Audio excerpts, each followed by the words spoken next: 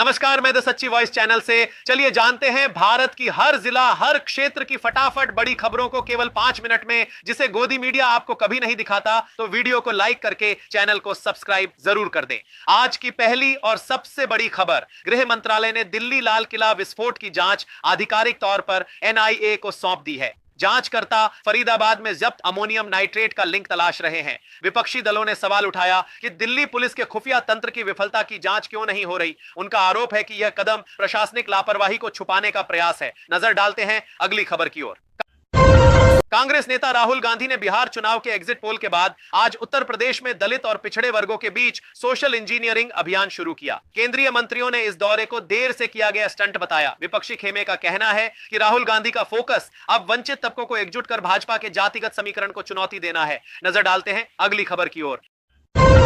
बिहार चुनाव में महागठबंधन नेता तेजस्वी यादव ने बहुमत से सरकार बनाने का दावा किया। उन्होंने एनडीए पर हताश होने का आरोप लगाया। विपक्षी दल ने चुनाव आयोग से कड़ी पारदर्शिता बनाए रखने की मांग की है ताकि मतगणना में कोई गड़बड़ी न हो। नजर डालते हैं अगली खबर की ओर।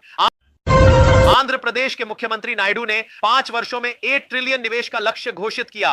मुख्यमंत्री ने इसे रोजगार के लिए सबसे बड़ा रोड मैप बताया। हालांकि विपक्षी दल इसे हवाई महल बता रहे हैं। उनका सवाल है कि कमजोर बुनियादी ढांचे के साथ इतना बड़ा निवेश कैसे आएगा। नजर डालते हैं अगली खबर की ओर।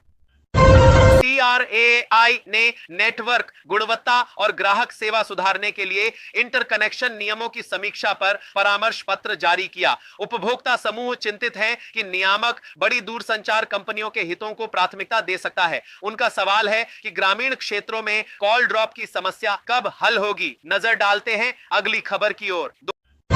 दोस्तों, महत्वपूर्ण खबरों की ओर बढ़ने से पहले वीडियो पसंद आए तो लाइक कर चैनल को सब्सक्राइब कर देना और कमेंट में आपके शहर का नाम जरूर बताना, जिससे मुझे अच्छी खबरें बनाने की हिम्मत मिलती रहे। सपा प्रमुख अखिलेश यादव ने एनडीए की विभाजनकारी राजनीति को बिहार की जनता द्वारा नकारने का दावा किया। उन्होंने आरोप लगाया कि भाजपा ने केवल धर्म और जाति की बात की। विपक्षी नेताओं ने कहा कि यह परिणाम उत्तर प्रदेश चुनाव के लिए एक स्पष्ट संदेश है। नजर डालते हैं अगली खबर की ओर।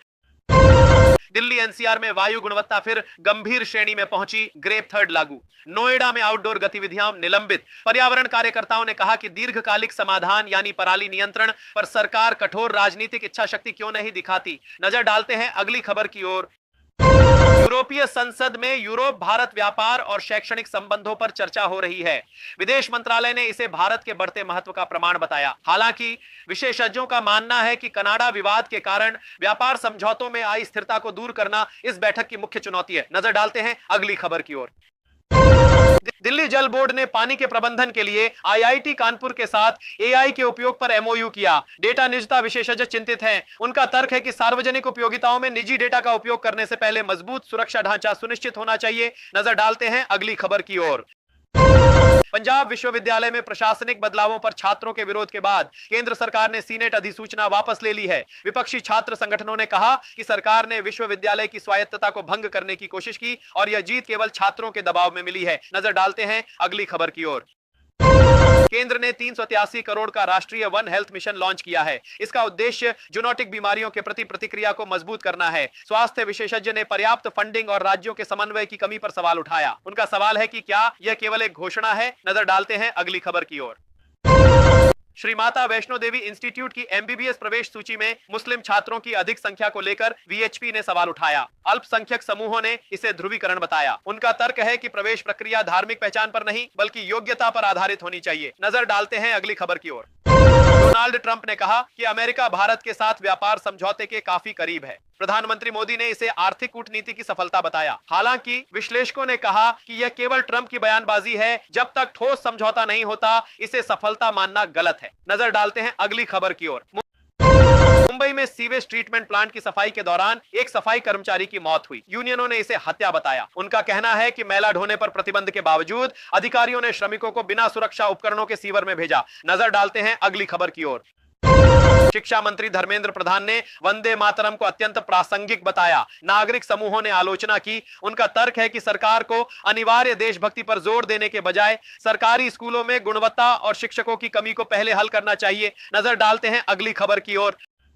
प्रधानमंत्री नरेंद्र मोदी ने दिल्ली विस्फोट के घायलों से आज अस्पताल में मुलाकात की। उन्होंने घायलों के शीघ्र स्वस्थ होने की कामना की। विपक्ष ने इस मुलाकात को केवल फोटो ऑप पे बताया। उनका आरोप है कि प्रधानमंत्री को घायलों से मिलने से पहले राष्ट्रीय राजधानी की सुरक्षा विफलता और खुफिया तंत्र की चूक पर जवाब देना चाहिए था। नजर डालते हैं अगली खबर की ओर। केंद्र ने निर्यात को बढ़ावा देने के लिए 6 साल के लिए 25,000 करोड़ की मिशन योजना को मंजूरी दी। अर्थशास्त्रियों ने इसे देर से उठाया गया कदम बताया। उनका सवाल है कि सरकार ने टैरिफ से पहले घरेलू विनिर्माण को बढ़ावा देने की रणनीति क्यों नहीं बनाई। नजर डालते हैं अगली खबर की ओर।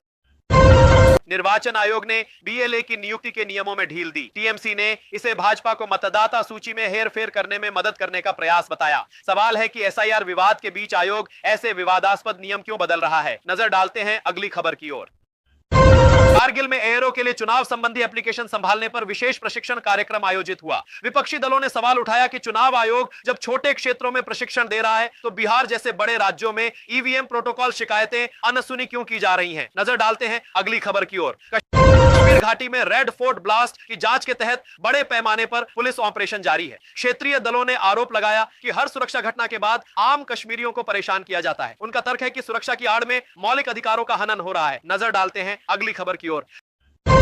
कनाडा के अंतर्राष्ट्रीय व्यापार मंत्री व्यापार और निवेश संबंधों को मजबूत करने के लिए भारत की यात्रा पर हैं। आर्थिक विशेषज्ञ इसे राजनीतिक तनाव कम करने का प्रयास मान रहे हैं। विपक्ष ने सवाल उठाया कि क्या भारत सरकार राजनीतिक संप्रभुता को दांव पर लगाकर व्यापारिक लाभ के लिए झुक रही है। नजर डालते हैं अगली खबर की ओर। थाईलैंड ने सीमा पर विस्फोट के बाद कंबोडिया के साथ शांति समझौते को निलंबित किया। कूटनीतिक विश्लेषकों ने इसे भारत की एक्ट ईस्ट पॉलिसी के लिए चुनौती बताया। उनका तर्क है कि भारत को क्षेत्रीय सहयोगियों के बीच शांति बहाली में सक्रिय भूमिका निभानी चाहिए। नजर डालते हैं अगली खबर की ओर। दिल्ली उच्च न्यायालय ने जॉनसन एंड जॉनसन को ओआरएसएल पेय पदार्थों का स्टॉक क्लियर करने से राहत देने से मना किया। विपक्ष ने सवाल उठाया कि सरकार जनता के स्वास्थ्य से जुड़े ऐसे मामलों में क्यों शिथिलता दिखाती है। नजर डालते हैं अगली खबर की ओर। एससीबी ने निवेशकों को डिजिटल गोल्ड व्यापार के जोखिमों के खिलाफ चेतावनी दी। वित्तीय सलाहकारों ने सवाल उठाया कि सेबी ने इस अनियंत्रित बाजार को पहले क्यों बढ़ने दिया। नियामक को सुरक्षा के लिए स्पष्ट ढांचा प्रदान करना चाहिए। यूपीएससी ने सिविल सेवा मुख्य परीक्षा 2025 के परिणाम घोषित किए। इन परिणामों के साथ हजारों योग्य उम्मीदवारों के लिए अब इंटरव्यू का चरण शुरू हो गया है। आयोग जल्द ही इंटरव्यू की तिथियां घोषित करेगा। यह परिणाम उन उम्मीदवारों की कड़ी मेहनत और समर्पण को दर्शाता है। नजर डालते हैं अगली खबर की ओर। मौसम विभाग ने दिल्ली, हरियाणा समेत उत्तर भारत में शीतलहर की शुरुआत की चेतावनी दी। अगले 12 घंटों में तापमान 5-6 डिग्री तक गिर सकता है। पर्यावरण कार्यकर्ताओं ने गंभीर प्रदूषण AQI 500 और ठंड के संयोजन को स्वास्थ्य के लिए गंभीर खतरा बताया। नजर डालते हैं अगली खबर की ओर। आज सर्राफा बाजार में सोना 1300 और चांदी 2400 चढ़ गई। इस तेजी का कारण विदेशी निवेशकों द्वारा सुरक्षित निवेश के लिए सोने की ओर रुख करना बताया जा रहा है। आर्थिक विश्लेषकों ने इसे वैश्विक आर्थिक अस्थिरता का स्पष्ट संकेत बताया। जम्मू कश्मीर के सीएम उमर अब्दुल्ला ने दिल्ली विस्फोट की निंदा करते हुए कहा कि राज्य का हर निवासी आतंकवादी नहीं है, बल्कि कुछ लोग ही शांति भंग कर रहे हैं। उन्होंने केंद्र सरकार से कहा कि पूरी आबादी को संदेह की नजर से न देखें। विपक्षी दल इस बयान को कश्मीरियों के आत्मसम्मान की बात बता रहे हैं। उनका तर्क है कि सुरक्षा विफलताओं का दोष आम जनता पर थोपना बंद होना चाहिए। नजर डालते हैं अगली खबर की ओर। हरियाणा के मुख्यमंत्री ने म्हारी सड़क ऐप की समीक्षा की और शिकायत समाधान में सख्त जवाबदेही का निर्देश दिया।